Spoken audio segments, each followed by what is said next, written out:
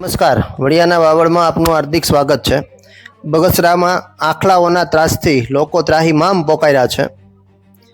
બગસરાની બજારોમાં આખલાઓના યુદ્ધથી વારંવાર લોકોને ભયનો માહોલ જોવા મળી રહ્યો હોય તેવા દ્રશ્યો હાલ આપ જોઈ રહ્યા છો। ત્યારે અમરેલી જિલ્લાના બગસરા તાલુકા મથક અને નગરપાલિકા ધરાવતા શહેરની અંદર આખલાઓનો ત્રાસ દિન પ્રતિદિન વધતો જાય છે। આખલાઓના યુદ્ધને કારણે અનેક ગાડીઓને લોકોને નુકસાન થવાની સંભાવનાઓ છે। લોકો પણ ભયના ઓથાર નીચે આ આખલાઓ ઝઘડતા હોય ત્યારે ત્યાંથી પસાર થવા મજબૂર બનતા હોય છે, પરંતુ ક્યારે અકસ્માતને ભેટે તે નક્કી કહી શકાતું ન હોવાને કારણે આખલાઓના યુદ્ધથી લોકો ત્રાહિમામ પોકાર્યા છે। આ તબક્કે બગસરા નગરપાલિકાના સદસ્ય દ્વારા નગરપાલિકા દ્વારા કાર્યવાહી કરવામાં આવે, તંત્ર દ્વારા કાર્યવાહી કરવામાં આવે તેવી માંગ કરવામાં આવી રહી છે। ત્યારે અમરેલી જિલ્લાના બગસરામાં આખલાઓના યુદ્ધથી લોકો ત્રાહિમામ પોકાર્યા છે।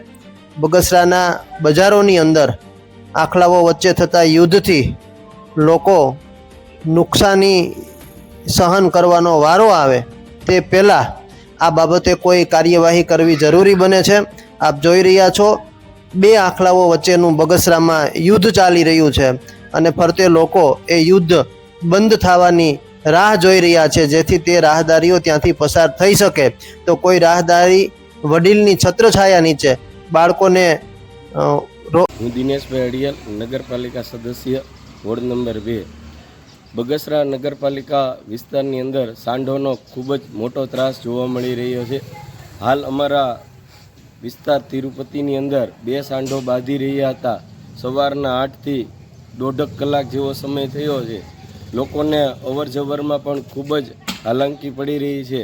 તો મારી તંત્રને અપેક્ષા છે કે તરત જ આની પાસે કાર્યવાહી કરવામાં આવે અને આ સાંઢોને બગસરા શહેરમાંથી દૂર કરવાની વ્યવસ્થા કરવામાં આવે। આ સાંઢોને કારણે લોકોને પારિવારિક કામ માટે જવું હોય ત્યારે પણ મુશ્કેલીનો સામનો કરવો પડી રહ્યો છે, તેમજ અવારનવાર જોવા પણ મળી રહ્યું છે કે એક્સિડન્ટ પણ થાય છે। આનાથી અનેક મૃત્યુ પણ જોવા મળી રહ્યા છે। હમણાં જ આપણે બાયપાસ રોડ ઉપર એક મૃત્યુ થઈ ગયું હતું। જે આવા મૃત્યુ થાય તેની પહેલાં તંત્રે ખૂબ જ જાગૃતિ કરી અને આની ઉપર કંટ્રોલ લેવો જોઈએ એવી મારી અપેક્ષા છે।